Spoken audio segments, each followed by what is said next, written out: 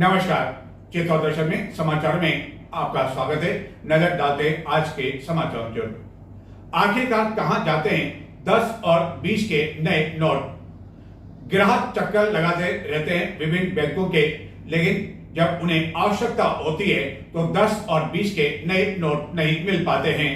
यहां तक कि जब वैवाहिक आयोजन में आवश्यकता पड़ती है तो चाहे चित्तौड़गढ़ का सबसे बड़ा बैंक हो, एसबीआई यानी कि भारतीय स्टेट बैंक की जो मुख्य ब्रांच है, जहां की बड़ी संख्या में नए नोट आते हैं लेकिन वह मिल नहीं पाते हैं। बैंक अधिकारी तर्क देते हैं कि साल में केवल एक बार ही दीपावली के पहले नए नोट 10 और 20 के आते हैं और इन दिनों किसी भी बैंक में यह नोट मिल नहीं पा रहे हैं।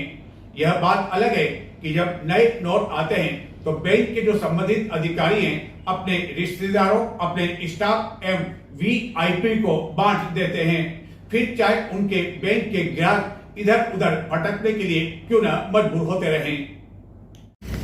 यह है चित्तौड़गढ़ में स्थित जिले की सबसे बड़ी बैंक भारतीय स्टेट बैंक और इसी बैंक में सबसे बड़ी चेस्ट है, जहां प्रति वर्ष हर तरह के नए नोट आते हैं, लेकिन गत कई समय से 10 एवं 20 के नए नोट ग्राहकों को उपलब्ध नहीं हो पा रहे हैं। यहां तक कि शादियों के समय भी उन्हें ब्लैक में यह नोट लेने के लिए मजबूर होना पड़ रहा है और बैंक अधिकारी तर्क दे रहे हैं कि केवल साल में एक बार ही यह नए नोट 10 और 20 के आते हैं, जबकि आए दिन रिजर्व बैंक से इस तरह बक्सों में नए नोट आ रहे हैं। तो क्या इन सभी बक्सों में 50, 100, 200 एवं 500 रुपये के नोट ही आ रहे हैं?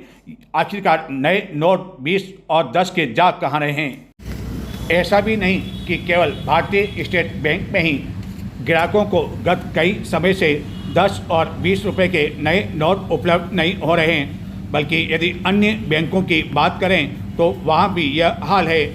सभी बैंकों की अपनी अलग अलग चेस्ट होती है जहाँ से कि नए नोट आते हैं और जब नए नोट आते हैं तो बैंक के अधिकारियों एवं संबंधित अधिकारियों द्वारा सबसे पहले यह नए नोट अपने स्टाफ को दे दिए जाते हैं और बंदरबाट कर दी जाती है एवं वीआईपी लोगों के लिए भी नए नोट रख लिए जाते हैं। फिर चाहे आम उपभोक्ता परेशान हो और नए नोट लेने के लिए उसे ब्लैक में क्यों न अधिक राशि देनी पड़े। यदि ब्लैक की बात की जाए तो चित्तौड़गढ़ में 10 रुपये के नोट की गड्डी 1400 रुपये में आसानी से उपलब्ध हो रही है। इसी तरह ब्लैक में 20 रुपये के नए नोट की गड्डी भी 2500 रुपये में उपलब्ध हो रही है। बैंक के कर्मचारियों ने ही स्वीकार किया कि यह सब नए नोट में बैंक में ही बंदरबाट होता है। एसबीआई के मेन ब्रांच के एक संबंधित अधिकारी ने तो बताया कि दीपावली के आसपास यह नए नोट आते हैं और गत कई समय से यह 10 और 20 के नए नोट बैंक में नहीं आ रहे हैं। सर आजकल नोट आ रहे हैं, आ रहे नए नोट? केवल 500 के अलावा 50 से ऊपर है। 10-20 नहीं आ रहे हैं? 7-8 महीना हो गया। 7-8 महीने से नहीं आ रहे हैं? नहीं, एक बार आती है साल में दीपावली के आसपास। अच्छा, उसके बाद नहीं आ रहे हैं। ठीक। आगामी 29 मई को चित्तौड़गढ़ जिले के भोपाल सागर कस्बे में मुख्यमंत्री भजनलाल शर्मा का दौरा शायद बढ़ने जा रहा है और इसी संभावित दौरे को लेकर जिला पुलिस अधीक्षक ने भोपाल सागर का दौरा किया एवं उस स्थान का भी अवलोकन किया जहां की महाराणा प्रताप के साथ ही राणा पूंजा की प्रतिमा का अवलोकन प्रतिमा का लोकार्पण किया जाना प्रस्तावित है। लेकिन उससे पहले राणा पूंजा की वेशभूषा एवं नाम को लेकर विवाद खड़ा हो गया। क्षत्रिय समाज ने कुछ दिनों पहले चित्तौड़गढ़ में प्रदर्शन किया और अब जगह जगह ज्ञापन दिए जा रहे हैं। मुख्यमंत्री को भी यह जानकारी भिजवाई जा रही है कि जिस प्रतिमा का अनावरण करने जा रहे हैं उसकी वेशभूषा को लेकर क्षत्रियों को आपत्ति है और राणा पूंजा जो भील का जो नाम दिया गया है वह भील नहीं थे बल्कि सोलंकी थे। लेकिन इसके बावजूद मुख्यमंत्री के प्रस्तावित दौरे को लेकर तैयारियां जारी है।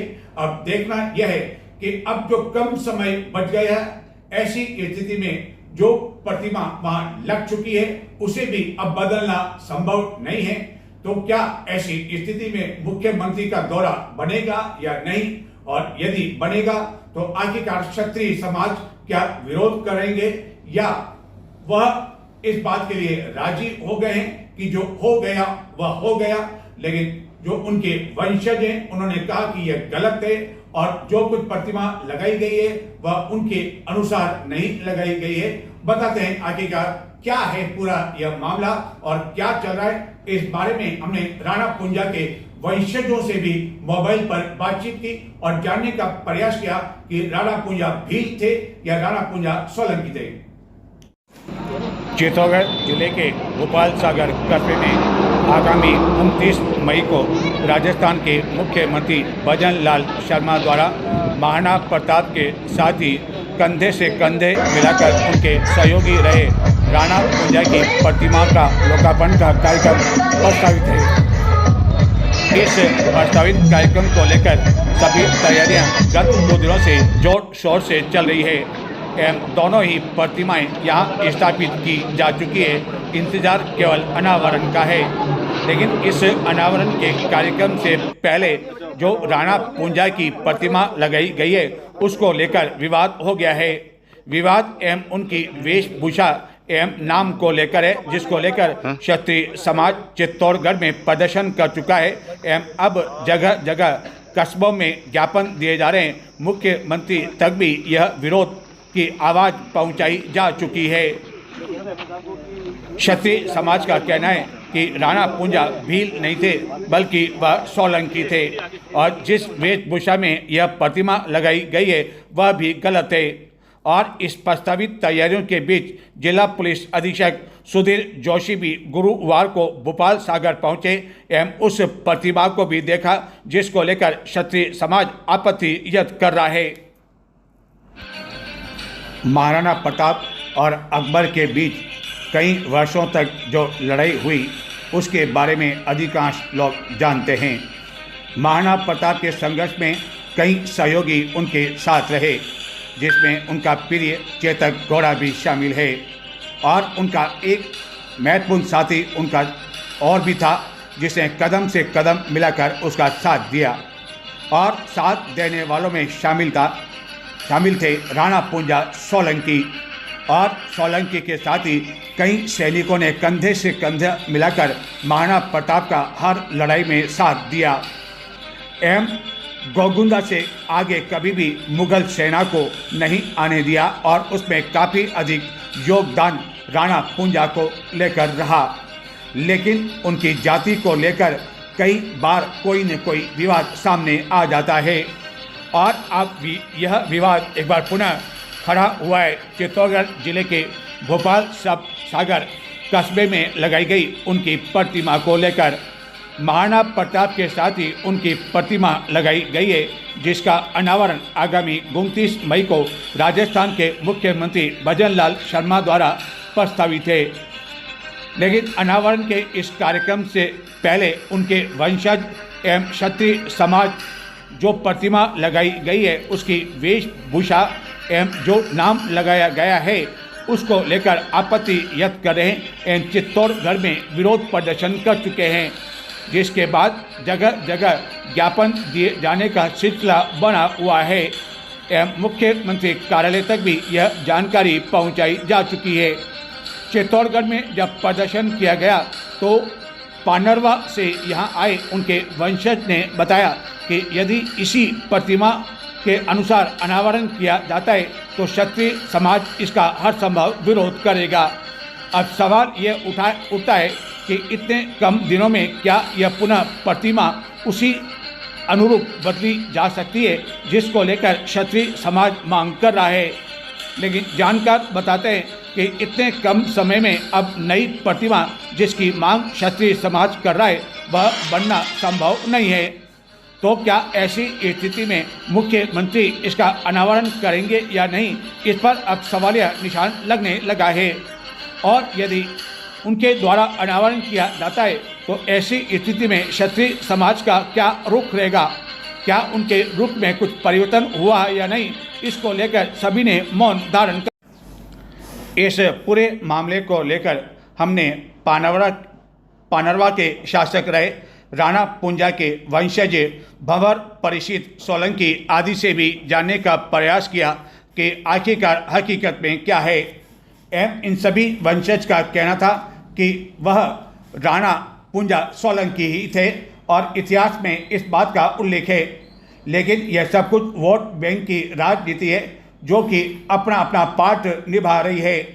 हालांकि उन्होंने स्वीकार किया कि राणा पूंजा के साथ कई भील सैनिक रहा करते थे और इसी कारण उन्हें भीलू राणा के नाम से भी जाना जाया करता था। लेकिन उनकी पहचान राणा पूंजा सोलंकी के रूप में है, न कि राणा पूंजा भील को लेकर है। बताते हैं आखिरकार उनके वंशजों का इस पूरे मामले को लेकर क्या कहना है। 1568 में चित्तौड़गढ़ पे जो आक्रमण वगैरह हुए उस समय महाराणा उदय सिंह जी चित्तौड़गढ़ छोड़ के और वो इधर भोमट क्षेत्र में आए और महाराणा प्रताप भी उनके साथ थे। तो उस समय यहाँ पे राणा हरपाल थे और राणा हरपाल और उनके सैनिकों ने यहाँ आगे बढ़ के उनका स्वागत किया। इस क्षेत्र में ऊपरी पहाड़ी पर पुराना गढ़ बना हुआ है जो अभी खंडर हो गया है और अवशेष हैं उसके। वहाँ महाराणा उदय सिंह जी को राणा हरपाल ने वहाँ रुकवाया और ऐसा कहा जाता है बड़वाओं की कि जब जयवंता बाई जी को पहाड़ी पे चढ़ने में परेशानी हो रही थी तो जो राणा हरपाल थे उन्होंने अपने कंधों पे बैठा के चढ़ाया था। तो उस समय उन्होंने बड़े प्रसन्न होकर कहा था कि आज से हमारा 2 पूत, एक महाराणा प्रताप और एक राणा हरपाल। तो 1576 में राणा पूंजा जी यहाँ पे जो सारा मेवाड़ किया, जो भी महाराणा प्रताप और इनके जो महिलाएं थी जनाना सरदार, उनकी सुरक्षा का दायित्व इस क्षेत्र में उनके कंधे पर था। महमूद बेगड़ा का आक्रमण हुआ तो उस समय जो चालुक्य वंशी सोलंकी क्षत्रिय थे वो वहां से बिखर गए। उनमें से जो रावत भोज राज्य की शाखा देसुरी होते हुए कुछ लोग जिलवाड़ा और रूपनगर की तरफ गए और उन्हीं में से कुछ लोग सिरोही होते हुए पानरवा की तरफ आए। उस समय पानरवा में जीवराज यदुवंशी जो क्षत्रिय शासक थे उनका यहाँ पे राज्य था और जो अक्षराज थे अनिलवाड़ा पाटन से आए हुए, उन्होंने यहाँ पे उनको मार के भगाया और उन्होंने यहाँ पानरवा पे अपना अधिकार स्थापित किया। तो सन 1478 से यहाँ पे गुजरात से आए हुए चालुक्य वंशी सोलंकियों का शासन रहा है। अब इस पूरे मामले को लेकर हम आपको सुनाते हैं कि जो पानरवा के शासक रहे यानी कि राणा पूंजा, उनके वंशजों में से एक हैं भंवर परिषित सोलंकी। आखिरकार उनका इस पूरे मामले को लेकर क्या कहना है। राजनीति है, अब जब जड़ में जाते हैं तो ये काफ़ी पहले शुरुआत हो चुकी थी। तो 1980 के लमसम एक कहीं किताब में भीलू राणा लिखा हुआ पाया गया था। तत्कालीन प्रधानमंत्री जो थे वो राजीव जी गांधी थे, तो उनके द्वारा प्रताप स्मारक जो है उदयपुर मोती मगरी, वहाँ पे राणा पूंजा जी को भीलू राजा राणा पूंजा ऐसा लिखा था उन्होंने। तो इस चीज़ का जब पहले के, आज तो मोबाइल के टावर हैं, रोड की कनेक्टिविटी है, पानरवा जो उदयपुर से इतना दूर है, यहाँ पे जानकारी का अभाव था कि वहाँ पे ऐसी मूर्ति स्थापित की जा रही है। जैसे कि अभी हम बात कर रहे हैं तो इसी जानकारी के अभाव में कई क्षेत्रों के अंदर ये मूर्ति स्थापित की जा रही होगी, जो कि गलत है, उसे हमें रोकना है। तो उस समय बलवंत सिंह जी मेहता जो है, जो उदयपुर प्रजामंडल के भी अध्यक्ष थे और संविधान निर्मात्री सभा के अध्यक्ष हैं और स्वतंत्रता सेनानी रह चुके हैं, उन्होंने अपनी जिम्मेदारी समझी और वो खुद आदिवासियों के हक के लिए लड़ने वाले व्यक्ति थे।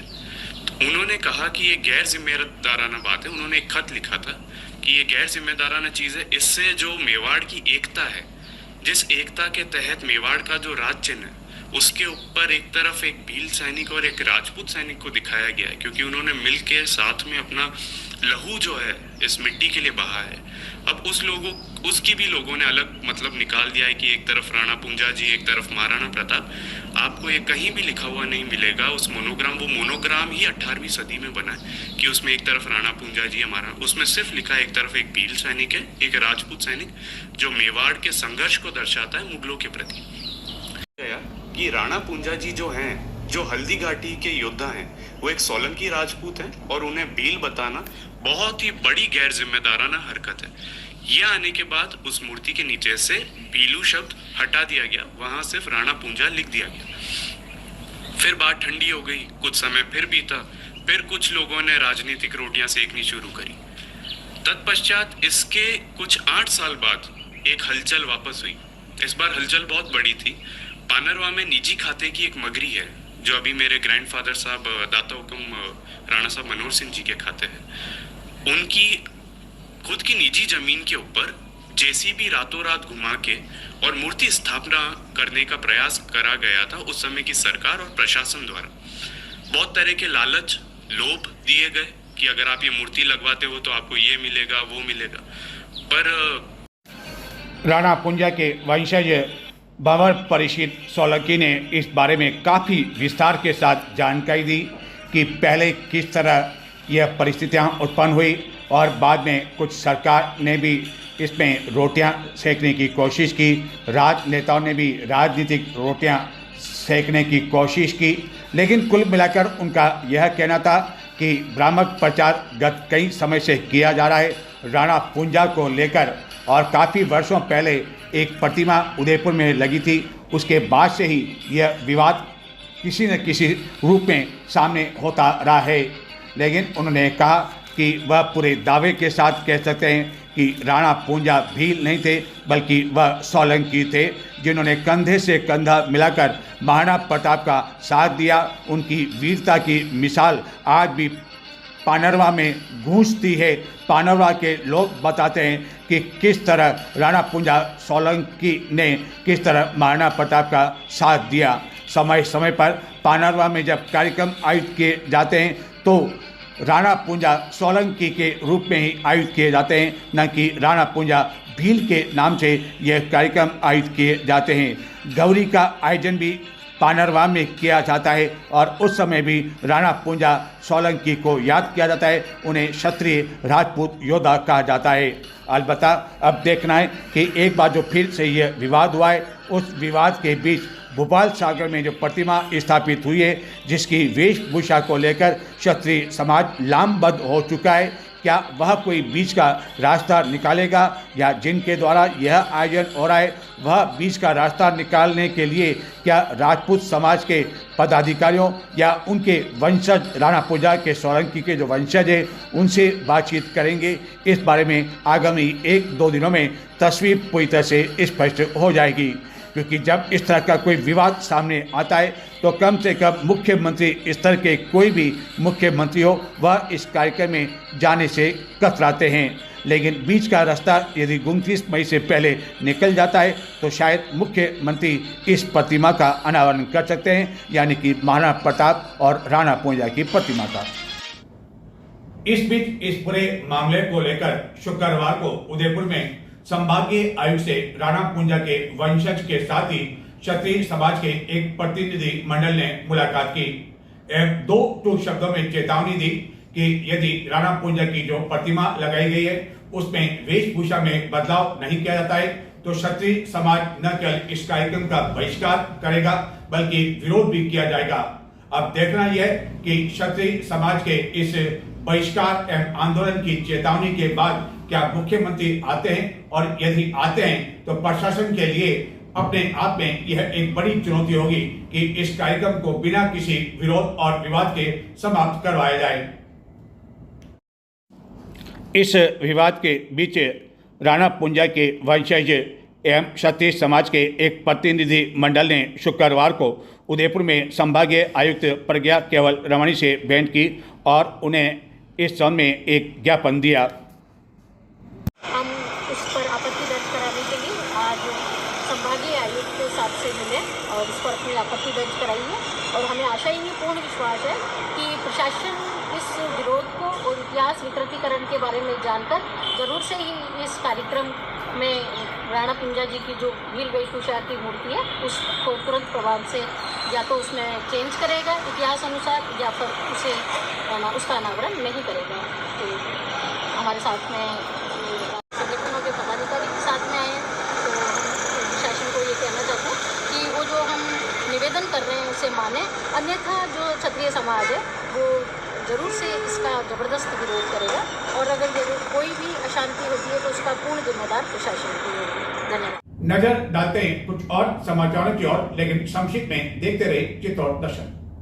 इस जन सुनवाई के बाद जयपुर जाते समय उन्होंने, लेकिन हुआ क्या, 1 महीने बाद भी दोनों को अब तक निलंबित नहीं किया जा सका।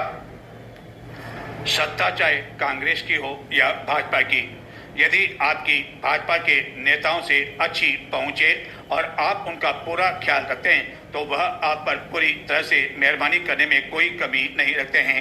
ऐसा ही कुछ गंगरार एवं सोनियाना सरपंच के साथ हुआ, जिन्हें पंचायती एवं शिक्षा मंत्री मदन दिलावर द्वारा गत महीने निलंबित करने के आदेश तो जारी कर दिए, लेकिन भाजपा नेताओं ने लिखित में वह आदेश जयपुर से ही अब तक रुकवा रखे हैं।